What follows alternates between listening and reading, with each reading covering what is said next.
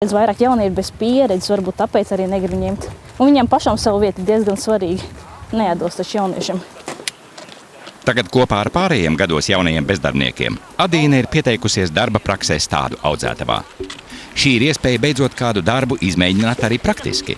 Turklāt var arī nopelnīt stipendiju – 120 latus. Tāpēc, ka tas ir labāk nekā nedarīt neko. Draugi, nav jāsēž mājās, sienās jāskatās. Svaigā gaisā tomēr darbs ir vismaz. Aizņem dienu katrā ziņā vismaz ir. Jo kā atbrauc mājās, tad tu vismaz zini, ka tā sajūta, ka tu esi strādājis. Tāpēc tā ir baigi fēnā sajūta. Adīnu īpaši nemulsina fakts, ka dārzkopība līdz šim brīdim nav bijusi viņas interešu sfērā. Es jau saku, nevar nekad zināt, kas būs tālāk pēc pāris gadiem. Varbūt, ka noder.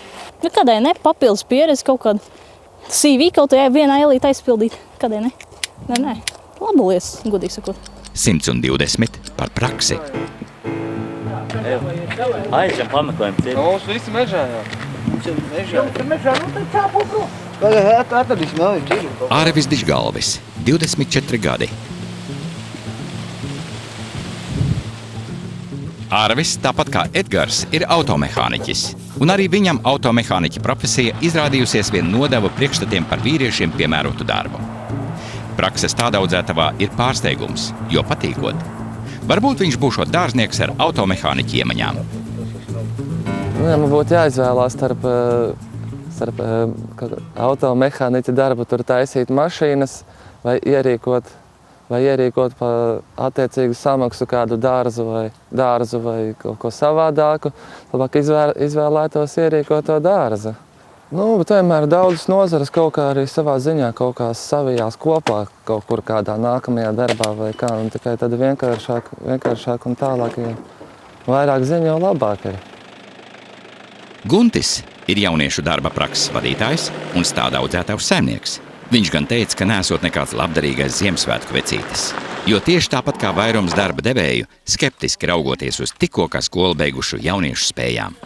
Uzreiz pēc augstskolas meistara amatā jaunieti es neņemtu. Kamēr viņam nav praktiskās iemaņas, teiksim, viss izgājis cauri šo te no strādnieka līdz priekšniekam, jā, diemžēl. Sveiki! Problēmas tiksiet galā bez manis. Viņam bieži vien šī te pašapziņa ir tik augsta, kad viņš grib sēdēt pie kompjūtera un komandēt strādniekus. Diemžēl viņš pats to īsti izdarīt nevar. Jā. Otrkārt, viņš arī nemāk, jo praktiski, teiksim, jebkurš strādnieks un jebkurš traktorists viņam momentā iebāzīs pufai kausī. Daila Pastere, 23 gadi. Sandra Aišpure, 21 gads. Daila un Sandra apzinās, ka citi darba devēji varētu domāt līdzīgi. Lauksaimniecības universitāte viņas beigs neklātienē, un par izvēlētās profesijas pareizumu nekad nav šaubījušās. Ar praksi Dimzās meitenes cer padarīt sev dārzkopības speciālista diplomu daudz pārliecinošāku. Arhitekts nav tikai tā kā sēdi un zīmē plānus, to noteikti arī jāzina, kā tas audziņš izskatīsies sākumā, ar ko tas augsts sadzīvo savā starpā, kā izskatīsies pēc ilgāka laika tas dārzs vai parks, ko projektēt un tā. Tas viss ir kopā saistīts. Pārsvarā augstskolā jau ir teorija iemāca un praktiski darot, tas ir pilnīgi savādāk. Tu redzi to, kā tas notiek dabā procesā un tas ir savādāk mazliet. Pieņemot darbā cilvēki negrib mācīt, jo viņi pieņem jau it kā speciālisti ar izglītību un viņam vajadzētu zināt, kā to dara un kā tas viss notiek. Dailai prakse izvēlētajā profesijā iespējami pateicoties Eiropas sociālā fonda stipendijai, ko šeit maksā. Pretējā gadījumā algas dēļ nāktos meklēt kādu citu darbu, jo naudu nepelnīt Daila nevar atļauties. Es no tās stipendijas īstenībā pārtieku, jo cenšos pat iztikt ar saviem līdzekļiem, cik manos spēkos ir, lai nav jāprasa no mājām. Tā. Dzīvoju taupīgi un tiešām tas ir ļoti liels atspējas ikdienai. Un tāpēc, ka no mājām nevar iedot naudiņu. Nu, nav tie apstākļi tādi, lai varētu iedot visiem maniem ikdienas iegribām vai kaut kam. Tāpēc es jau no vidusskolas laika cenšos pati kaut ko daudz maz. Nu, lai pēc iespējas, ja vajag, tad lai pēc iespējas mazāk jāprasa. Normāli. Darba devējam, tev ir ļoti lielas priekšrocības. Ja? Nav svarīgi, ka tu varbūt esi bijusi praksē pie manis vai tur, bet tas, ka tu vari nosaukt stādaudzētavu, ka tu esi darījis to un to, tad tas ir daudz.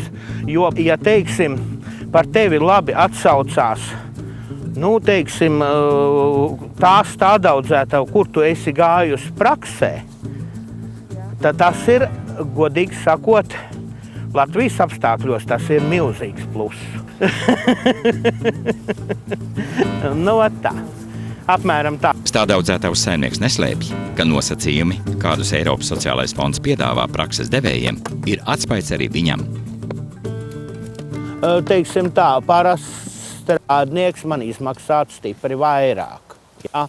Līdz ar to man ir darba algas fonda ekonomija. Ja? Tas ļauj man varbūt tās arī labāk noturēties virs ūdens, jo, teiksim, šī krīzes situācijā, nu, stādaudzētavai nav parādu. Ja? Tas ļauj man neielīst nekādos parādos, tas ir viens. Un nu, teiksim tā, kad citā situācijā, ja man to jauniešu nebūtu, es būtu spiest daudzus darbus, kurus var nedarīt, vienkārši nedarīt. Ja? Un ekonomēt un darīt tikai to ļoti nepieciešamo. Fonds nodrošina nevien stipendiju jauniešiem, bet apmaksā arī prakses vadītāju darbu. Guntis nolēmis vismaz 2 jauniešiem pēc prakses beigām piedāvāt pastāvīgu darbu Dimzās. Stratēģiskā interese ir tāda, ka tomēr atrodot no daudziem jauniešiem labākos, es sev varētu iegūt jau ļoti labus kadrus. Jo katastrofāli stādaudzētavās trūkst vidējais vadošais personāls. Un izejot cauri tai briesmīgai skolai, ko es viņiem te nodrošinu, tomēr atskaudīsies tie, kas var, kas grib. Un kas centīsies sasniegt kaut ko vairāk. 120 par praksi. Lienai un Edgaram šī ir pēdējā iespēja izmantot Eiropas sociālā fonda apmaksātās programmas, kas atbalsta tieši jauniešus. Abiem ir 24 gadi, un tā ir pēdējā vecuma robeža praktikantiem. Es nesmu piedējis šito. Šodien traka diena. Kur viņi te ir? Edgars! Vēl 6 mēnešus Guntis darba dienas beigās vedīs viņus no stādaudzētavas uz mājām. Vilkābelē tik ātri neataug, ne?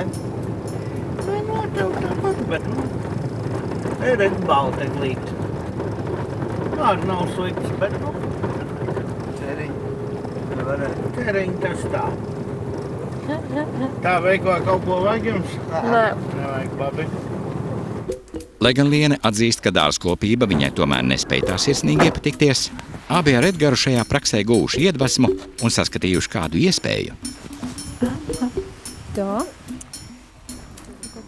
Es nevaru apsēsties, man tur. Ja tev ir bijusi kaut kāda prakse, ne tā kā mums tagad Dimzās pašlaik. Ja mums nepatīk, mēs jau pēc tam tālāk vairs neiet, neko nedarīt tālāk, bet mazums vēl laiks likums tur vēl līdz programmas beigām. Varbūt iepatīgās un varbūt kaut ko paši tam līdzīgi kaut ko iztais. Kaut kādu biznesiņu iztais. Nu jā. Mēs visu laiku runājam, bet arī... Nu, ko te jūs runājat? Mēs Nu, runājam, kad varētu kaut kādus augļus taisīt, audzēt.